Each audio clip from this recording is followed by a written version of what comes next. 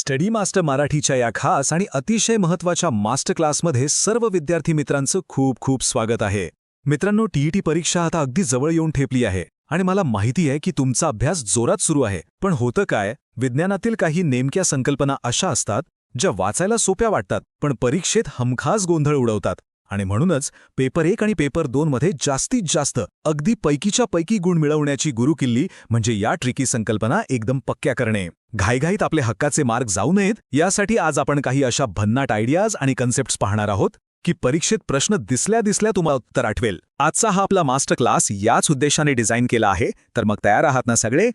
आजच्या या सुपरफास्ट पण अतिशय महत्त्वाच्या महारिव्हिजनमध्ये आपण नेमके कोणते विषय कव्हर करणार आहोत त्यावर एक नजर टाकूया. पहिल्यांदा आपण पाहणार आहोत उष्णता आणि पाण्याचे थोडेसे हटके असणारे वर्तन. त्यानंतर प्रकाशाचे गुणधर्म, मग विद्युत चुंबकीय तरंग आणि सगळ्यात शेवटी मी तुम्हाला देणार आहे परीक्षेत थेट कामी येणाऱ्या काही भन्नाट प्रो टिप्स. हे सगळे तेच विषय आहेत जे टीईटीमध्ये वारंवार विचारले जातात. त्यामुळे आजचं हे सेशन तुमच्यासाठी गेम चेंजर ठरणार आहे हे नक्की. चला तर मग अजिबात वेळ न घालवता आपल्या पहिल्या आणि सर्वात जास्त वेटेज असलेल्या टॉपिकमध्ये आपण डायरेक्ट उडी घेऊया, उष्णता आणि तापमान. सगळ्यात आधी आपल्याला समजून घ्यायचा आहे तो अप्रकट उष्मा म्हणजेच लॅटेंट हीट. आता तुम्ही म्हणाल हे काय आहे? तर बघा, समजा तुम्ही बर्फाचा एक खडा घेतला आणि त्याला उष्णता द्यायला सुरुवात केली. बर्फाचं पाण्यात रूपांतर व्हायला लागतं, बरोबर? पण गंमत बघा, जोपर्यंत बर्फाचा शेवटचा तुकडा वितळत नाही तोपर्यंत त्याचं तापमान 0°C अडकून राहतं. तुम्ही उष्णता तर देत आहात, मग तापमान का वाढत नाहीये? इथेच परीक्षक तुम्हाला घुंगारा देतात. खरं तर आपण दिलेली उष्णता ही त्या बर्फाच्या रेणूंमधले बंध तोडण्यासाठी आणि अवस्था बदलण्यासाठी खर्च होते, तापमान वाढवण्यासाठी नाही. म्हणजेच अवस्था बदलत असताना तापमान नेहमीच स्थिर राहतं, ही गोष्ट अगदी डोक्यात फिट करून ठेवा. आणि आता एक असा आकडा जो तुम्हाला टीईटीच्या पेपरमध्ये हमखास दिसणार, बरोबर 4°C. हे तापमान इतकं स्पेशल का आहे? कारण या अचूक 4°C तापमानाला पाण्याची घनता म्हणजेच डेन्सिटी जगात सर्वाधिक असते आणि त्याचं आकारमान सर्वात कमी असते. सोप्या भाषेत सांगायचं तर 4°C पाणी हे सर्वात जड असतं. हा आकडा फक्त एक नंबर नाहीये मित्रांनो, निसर्गाची एक खूप मोठी जादू या एका आकड्यावर अवलंबून आहे. ती जादू काय आहे ते इथे स्पष्ट होतं. विज्ञानाचा एक साधा नियम आहे, कोणताही द्रवपदार्थ थंड केला की तो आकुंचन पावतो म्हणजे आकसतो. पण आपलं पाणी मात्र 0 ते 4°C दरम्यान विज्ञानाचे हे सगळे नियम खुशाल मोडून काढतं. ते आकुंचन पावण्याऐवजी चक्क प्रसरण पावतं. यालाच आपण पाण्याचे असंगत आचरण किंवा ॲनॉमलस बिहेवियर म्हणतो. आणि याचाच फायदा असा होतो की अतिथंड प्रदेशात जेव्हा तलाव वरून पूर्णपणे गोठतो तेव्हा तळाशी असलेले हे 4°C जड पाणी मात्र तसंच द्रवरूपात राहतं. आणि म्हणूनच त्या कडाक्याच्या थंडीत आणि बर्फाखालीसुद्धा बिचारे मासे आणि जलचर मजेत जिवंत राहतात. आहे की नाही कमाल? आता आणखी एका ठिकाणी जिथे आपले मार्क जाऊ शकतात त्या एककांकडे म्हणजे युनिट्सकडे पाहूया.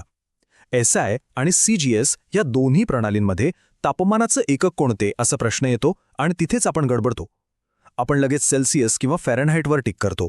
पण नाही, तापमानाचं SI आणि CGS दोन्हीकडील प्रमाणभूत एकक हे केल्व्हिनच आहे. हा एक क्लासिक एक्झाम ट्रॅप आहे मित्रांनो.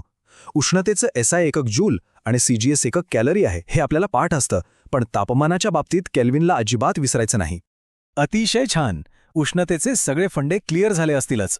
आता आपण आणखी एका रंजक आणि अत्यंत महत्त्वाच्या टॉपिककडे सहजपणे वळूया, तो म्हणजे प्रकाशाचे मूलभूत गुणधर्म. आता इथे समोर एक प्रश्न आहे आणि सांगायची गोष्ट म्हणजे हा थेट तुमच्या मागच्या वर्षीच्या परीक्षेत आलेला प्रश्न आहे. प्रकाशाचा वेग कोणत्या माध्यमात सर्वाधिक असतो? घ्या 1 सेकंद आणि विचार करा. तुम्ही खूप वेळा वाचला असेल हे. यामागचं लॉजिक खूपच सोपं आणि मजेदार आहे. बघा, एक साधी कल्पना करा. तुम्ही एका अगदी मोकळ्या रिकाम्या रस्त्यावरून तुमची गाडी किंवा बाईक पळवत आहात. तुमचा वेग किती जास्त असेल? पण अचानक तुम्ही एका प्रचंड गर्दीच्या मार्केटमध्ये शिरलात तर काय होईल? वेग आपोआप कमी होईल, राईट? प्रकाशाचंही अगदी 100% असंच आहे.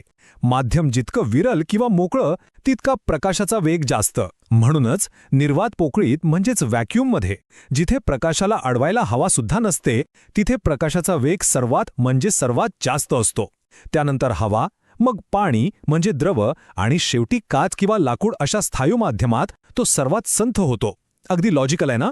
आता आपण प्रकाशाचे अपवर्तन म्हणजेच रिफ्रॅक्शन समजून घेऊया.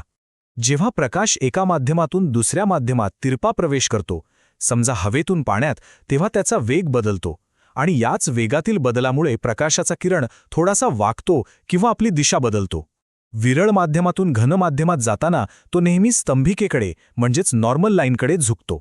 सोप्या भाषेत सांगायचं तर वेग बदलला की दिशा बदलते, यालाच अपवर्तन म्हणतात.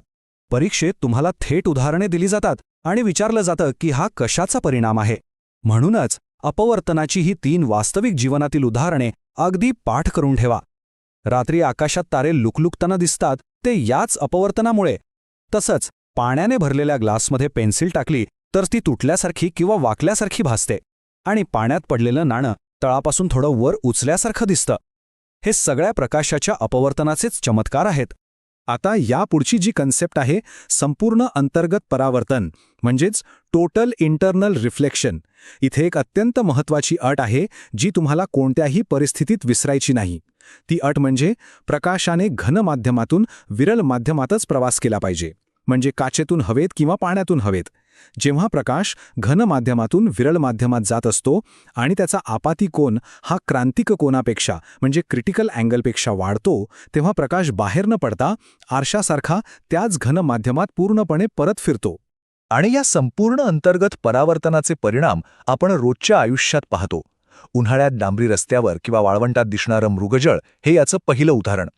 तसंच हिऱ्याची जी तीक्ष्ण आणि डोळे दिपवणारी चमक असते ती सुद्धा याच परावर्तनामुळे असते. आणि सर्वात महत्त्वाचं म्हणजे ऑप्टिकल फायबर. सध्याच्या आधुनिक जगात तुम्ही जो हायस्पीड इंटरनेट वापरून माझा हा क्लास अगदी विना अडथळा पाहता आहात ना, तो याच ऑप्टिकल फायबरमुळे आणि त्यात घडणाऱ्या संपूर्ण अंतर्गत परावर्तनामुळेच शक्य झालाय. हा परीक्षकांचा अतिशय आवडता प्रश्न आहे बरं का. आता मी तुम्हाला एक प्रो टिप देणार आहे. पांढऱ्या प्रकाशाचे जेव्हा 7 रंगात विभाजन होते, ज्याला आपण अपस्करण म्हणतो, ते रंग क्रमाने कसे लक्षात ठेवायचे त्यासाठी ही ता ना पी ही नी पा जा ही सोपी युक्ती वापरा. तांबडा, नारंगी, पिवळा असा हा क्रम आहे. पण यात एक अत्यंत तांत्रिक प्रश्न येतो की कोणता रंग सर्वात जास्त विखुरतो आणि कोणता सर्वात कमी. लक्षात ठेवा, हे सर्व त्या रंगाच्या तरंगलांबीवर म्हणजेच वेव्हलेंथवर अवलंबून असते. जांभळ्या रंगाची तरंगलांबी सर्वात कमी असते, म्हणूनच तो सर्वात जास्त विखुरतो किंवा वाकतो. ह्या उलट तांबड्या रंगाची तरंगलांबी सर्वात जास्त असल्याने तो एकदम सरळ जातो, सर्वात कमी विचलित होतो. आणि याच तरंगलांबी आणि विकिरणाच्या म्हणजे स्कॅटरिंगच्या खेळामुळे निसर्गात अप्रतिम रंग पाहायला मिळतात. आकाश निळं का दिसतं? कारण हवेतील कणांमुळे निळा रंग सर्वात जास्त विखुरतो. समुद्राचं पाणी निळं दिसणं आणि सूर्योदय किंवा सूर्यास्ताच्या वेळी सूर्य अगदी लाल भडक किंवा तांबडा दिसणं हे सगळं प्रकाशाच्या विकिरणाचं उत्तम उदाहरण आहे. आणि मित्रांनो, याच प्रकाशाच्या विकिरणाशी संबंधित रमण इफेक्ट हा महान शोध भारताचे सुपुत्र सर सी.व्ही. रमण यांनी लावला होता, ज्यासाठी त्यांना नोबेल पारितोषिक देऊन गौरवण्यात आलं होतं. आपल्याला याचा अभिमान असायलाच हवा. प्रकाशाचा हा रंगीबेरंगी प्रवास संपवून आता आपण एका नव्या आणि न दिसणाऱ्या जगाकडे वळूया. विभाग 3, विद्युत चुंबकीय तरंग म्हणजेच इलेक्ट्रोमॅग्नेटिक वेव्हज. ह्या अयांत्रिक लहरी आहेत, म्हणजेच यांना प्रवास करण्यासाठी कोणत्याही हवेची, पाण्याची किंवा माध्यमाची गरज अजिबात नसते. आता हे जे तुमच्या समोर आहे ना, तो साधा तक्ता नाहीये, तर हा TET मधला तुमचा एक कन्फर्म मार्क आहे. या तक्त्याचा अगदी डोळ्यांनीच एक स्क्रीनशॉट काढून घ्या. परीक्षेमध्ये हमखास जोड्या लावा म्हणून हा प्रश्न येतो. रेडिओ लहरी सर्वात लांब असतात, त्या रडार आणि टीव्ही ब्रॉडकास्टिंगमध्ये वापरल्या जातात. मायक्रोवेव्ह आपल्याला माहीत आहे, अन्न गरम करण्यासाठी ओव्हनमध्ये आणि ट्रॅफिक पोलीस वाहनांचा वेग मोजण्यासाठी वापरतात. इन्फ्रारेड लहरी नाईट विजन कॅमेरे आणि आपल्या टीव्हीच्या रिमोटमध्ये असतात. आणि एक्स रे म्हणजे क्षकिरण यांची भेदनक्षमता इतकी असते की ते माणसामधून आरपार जातात पण हाडांमधून जाऊ शकत नाहीत. म्हणूनच हाडांचे फ्रॅक्चर शोधण्यासाठी ते अचूक काम करतात. या लहरींपैकीच एक म्हणजे अतिनील किरणे किंवा ज्यांना आपण UV किरणे म्हणतो. UV किरणांचे 2 पैलू आहेत, एक वाईट आणि एक चांगला. जर आपण जास्त वेळ उन्हात आणि या किरणांच्या थेट संपर्कात आलो तर त्वचेचा कर्करोग आणि डोळ्यांचा मोतीबिंदू यांसारखे भयंकर धोके उद्भवू शकतात.